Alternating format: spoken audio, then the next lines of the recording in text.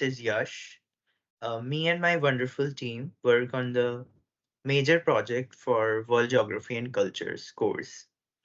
And the company that we chose was Walt Disney. Walt Disney was founded on October 16, 1923, in Los Angeles, California, United States.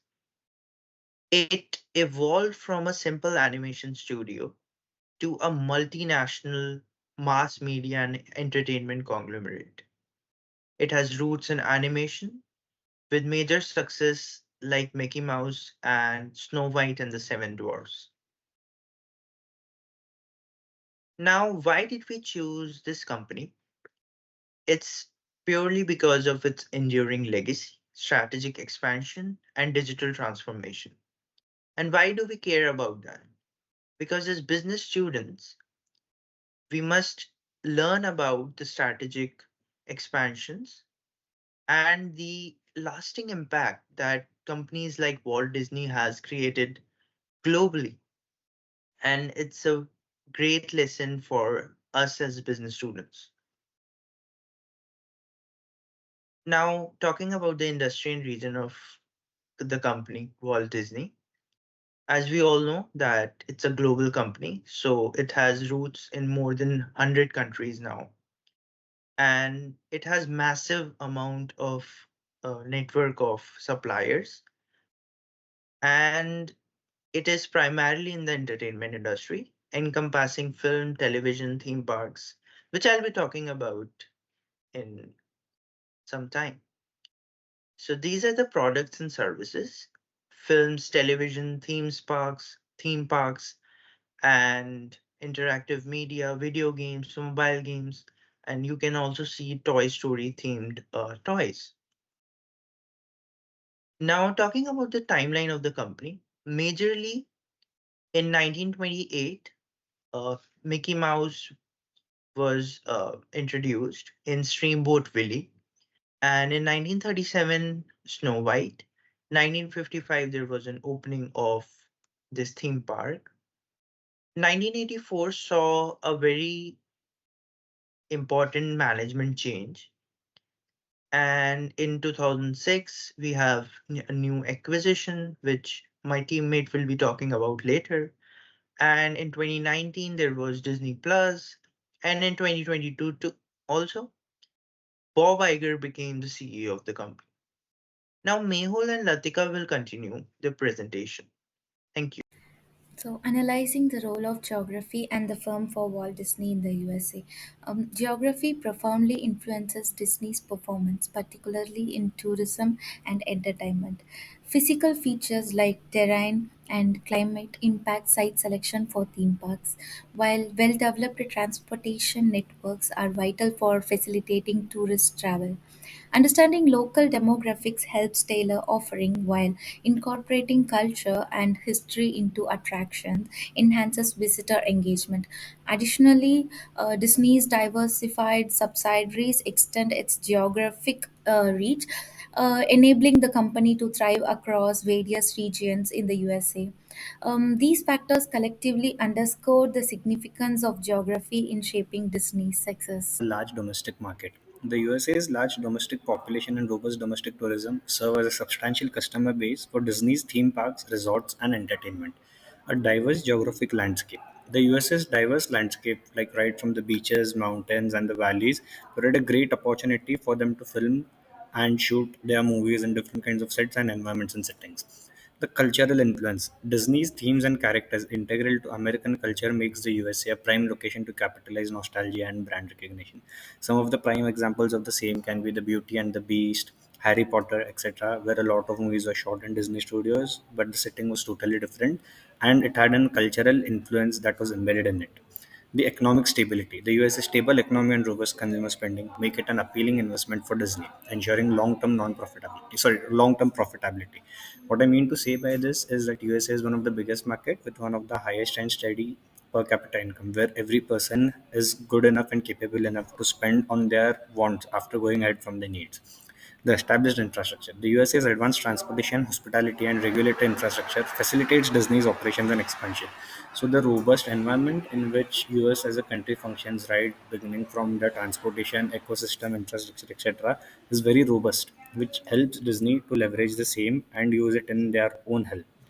While in conclusion, USA's combination of large market, diverse geographic, cultural influence, economic stability, and established infrastructure makes it one of the best locations, lucrative locations for Walt Disney to set up their business.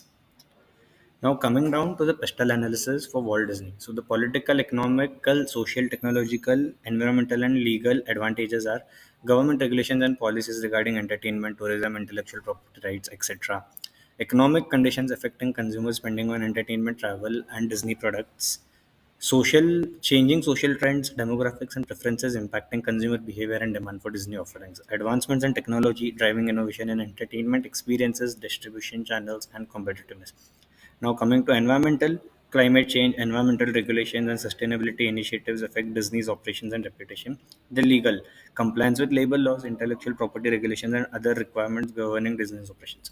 So, going through the pestle analysis, one thing that we understood is that all the pestle fundamentals are very strong in US, where they focus really strong on getting the basics right. Talking about Disney's success factors.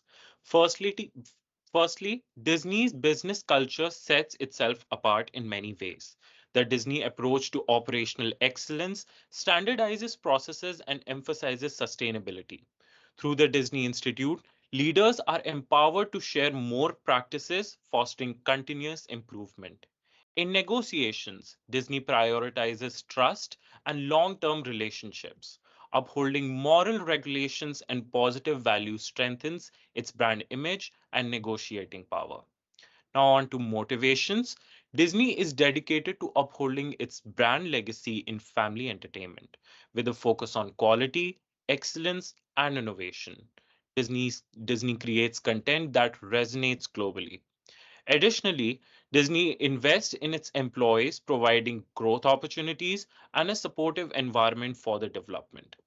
In the end, I would like to say that Disney's success lies in its exceptional culture, effective negotiation, and unwavering motivation. These factors not only drive its success but also solidifies its position as an industry leader. Now, Simran will be talking about the opportunities and challenges facing Disney in today's dynamic landscape. Hi, my name is Simran Santa, and I'll be highlighting the opportunities and challenges facing the Walt Disney Corporation. The first opportunity being the blend of tradition with adaptation. This not only possesses a great opportunity for the company, but also creates new markets and also explores new audiences for the company. The next opportunity being emphasis on standardized processes, which fosters creativity. These standardized processes may seem restrictive to a few, but they also foster creativity for sure. By providing structure, Disney empowers the creativity to excel within established guidelines while ensuring quality and consistency at the same time, which is a great opportunity for the Disney Corporation. Next one being access to diverse talent pool, which enhances innovation and Disney's global reach by providing access to a diverse talent pool. Embracing this diversity fosters innovation by bringing fresh perspectives from all parts of the world and fresh experiences for storytelling and creative endeavors. Moving on to the challenges, limited creative freedom with guidelines. Guidelines are vital for a brand, but they could also limit the creative freedom at the same time. Hence, finding the perfect balance between creativity and consistency is the key to unlocking the potential for groundbreaking ideas. The next challenge being the pressure to maintain the high standards. Disney's reputation of excellence brings pressures to its employees to maintain this high standard. However, this pressure can hinder risk taking and experimentation, which could also bring a stifling to innovation. The next challenge being the risk of lack of innovation due to the deeply rooted culture. Disney's organizational culture is very deeply rooted, which could be a strength and also a challenge. Breaking away from these established norms requires a lot of courage and a lot of willingness from the end of the employees. In conclusion, Disney faces various opportunities, however, it must also navigate the challenges as well. By addressing these challenges strategically, Disney can continue shaping the future of entertainment for all of us. Thank you so much. So I'm Iflal, and I'll be talking about Disney's penetration strategy into the local market. Firstly, it's the quality of movies and products. Right now, they produce some of the best looking movies in the whole industry. Uh, and even going as far back as 1928, it was Disney that came out with the first synchronized sound animated film, debuting the iconic Mickey Mouse. When it comes to adaptation in 1955, Disney diversified into a new sector, which is the theme parks. And this was done to cater to their goal of being a family-oriented company, and theme parks in general being a place that appeals both to adults and children. And when family movies became less relevant in the 1980s as the filmmaking industry evolved, Disney followed the trend by launching Touchstone Pictures, a studio that released more mature themes. This shows their level of adaptation. And we can't also forget about the iconic franchises and their IP, such as Mickey Mouse, Donald Duck, the Marvel characters, Snow White, etc. Ultimately, the goal was to build a basic viewership in the local market and then go global. It's crucial because it's crucial for entertainment studios in general to expand viewership and be successful, as it's one of their KPIs. Next slide, please. Each of Disney's mergers and acquisitions gave Disney a huge amount of talent, access to new resources, and IPs. And their strategy was predominantly a vertical integration strategy. I'll be talking about some of their notable acquisitions. Next slide. So Disney's first notable acquisition was Miramax Film Corporation in 1993. The key takeaway from this was the vast that they acquired, featuring films like the classic Pulp Fiction. The next major acquisition was Capital Cities ABC. With this, they gained access to ESPN and ABC's cable networks and their distribution capabilities. In 2006, Disney acquired Pixar. Both these companies already had good synergy, and since they co-produced prior movies prior to the acquisition. So Disney gained Pixar's expertise in computer animation and technology, as well as a bunch of experienced animators. Two other profitable acquisitions were Marvel Entertainment in 2009 and Lucasfilm in 2012. Here, the main thing was that they gained access to several Marvel characters and even the Star Wars franchise. For example, this was very profitable because Marvel alone has generated roughly 13.2 billion in value for Disney as of now. And finally, in 2019, Disney made its largest ever acquisition, which is the 21st Century Fox, paying over 71 billion for the company. At this time, Disney has shifted to become a primarily media-based company, and the main benefit that came out of this was a significant boost to its market share, as well as some distribution networks and channels. All right, next slide. Workers in general, when we talk about their internal culture, the workers are encouraged to use their imagination and to think creatively at every level. A good example is Disney allowing their staff to showcase their inventiveness by giving them freedom to model and decorate their own personal workspace. Disney story writers are also given a lot of freedom and freedom to board and script their own stories. This, however, is a double-edged sword, and Disney has been getting a bit stricter. But overall, the culture that Disney is trying to build is a culture of innovation and creativity. And that's pretty much it. I'm Avantika, and I'll be focusing on the prospects of the firm in the region. A recent study conducted by Oxford Economics unveils the impact of Walt Disney World Resort on Florida's economy. As can be seen in this image, it generated a staggering 40.3 billion in revenue in 2022 and had a huge impact on jobs, small businesses, and even tax revenue. However, there are areas for improvement to enhance its prospects, like adding specialty meals and diverse menu in Disneyland restaurants, protecting its IP to maintain exclusivity, offering discount policies, and enhancing Disney Plus with exclusive content and interactive features. Disney is planning a significant expansion of its park, experiences, and product segment with a focus on doubling capital expenditure over approximately 10 years to about $60 billion. It also plans to introduce new attractions based on popular franchises like Frozen, Zootopia, and Coco, along with Wakanda from the Marvel Universe. Looking ahead, Disney's success in global supply chains will depend on its ability to navigate digital transformation, sustainability initiatives, and geopolitical challenges while maintaining operational efficiency and consumer satisfaction. Now I'll be focusing on the SWOT analysis of Walt Disney Company. Now, Disney's strength lies in its iconic brand reputation and diverse product portfolio, driving popularity and a robust cash flow for innovation. With a focus on meeting consumer demands, strategic investments ensure high quality content and services. With dominant market presence in broadcasting and extensive reach through top ranked TV stations, Disney secures substantial advertisement revenue, ensuring sustained growth. However, Disney faces notable weaknesses, including dependence on specific franchises, which risk mass market saturation and limit diversification. Reliance on partnerships and licensing agreements introduces uncertainties and financial obligations, restricting autonomy. Overexposure to the US market heightens vulnerability, limiting diversification and adaptation to consumer trends in other regions. Now, Ankita will continue with opportunities and threats. So, I'll be discussing opportunities and threats. Some of the opportunities for Disney are strategic initiatives like joint ventures in India and distribution agreements in Africa, expanding its global presence. New products such as streaming platform for sports services in collaboration with ESPN cater to growing demand for digital content. Next, threats. So, threats digital content theft undermines revenue streams for Disney, and regulatory challenges across jurisdictions require substantial resource to navigate. Intense competition from digital platforms like Netflix, Amazon Prime adds pressure to innovate. Disney must remain vigilant to mitigate these threats and sustain its market leadership position.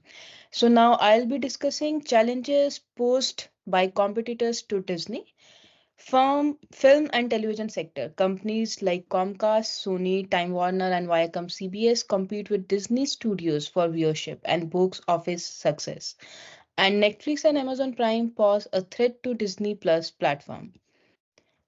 Theme park industry. Universal Studios has gained traction with its immersive experiences such as visiting World of Harry Potter. Additionally, Cedar Fair and Six Flags Entertainment offer alternative entertainment options across North America. Travel and tourism sector. Disney Cruise Line competes with companies like Royal Caribbean and Carnival Corporation, offering diverse itineraries and onboard experiences. So, how Disney is tackling all these challenges? Disney has boosted its lineup with franchises like the Marvel Cinematic Universe and Star Wars. In addition, the company owns Hulu, providing a diverse range of content to subscribers. With 5.2 billion in revenue in 2021 and over 100 million subscribers, the company aims to surpass Netflix in subscribers in coming 2 years. Disney is planning a significant expansion of its parks, experiences, and product segments, and there's also room for expansion with over 1,000 acres of land available for future development. Last but not the least, Disney Cruise Line will see significant growth with plans to nearly double its capacity by 2026 and expand into new markets like Australia, New Zealand, and Singapore. That's it, and Iflal will be concluding our presentation. Over to you, Iflal. So I'll be wrapping up the presentation. In conclusion, based on the SWOT analysis, Disney's strength gives it the ability to position that allows it for continued growth in the local region and success in the global entertainment industry. This was also a key factor mentioned in the penetration strategy. Based on our research, while the entertainment industry seems saturated, there are many opportunities for expansion and innovation, such as the growing trend in new animation styles as shown in this slide. There are, however, many challenges such as competition and regulatory hurdles, as mentioned in our Pestle analysis. And in terms of the local region, USA has always been an ideal location for Walt Disney to flourish with its expansive domestic market, diverse geographic landscape, economic stability, and well-established infrastructure. Overall, Disney is in a position to maintain its market leadership. And yeah, that's pretty much it.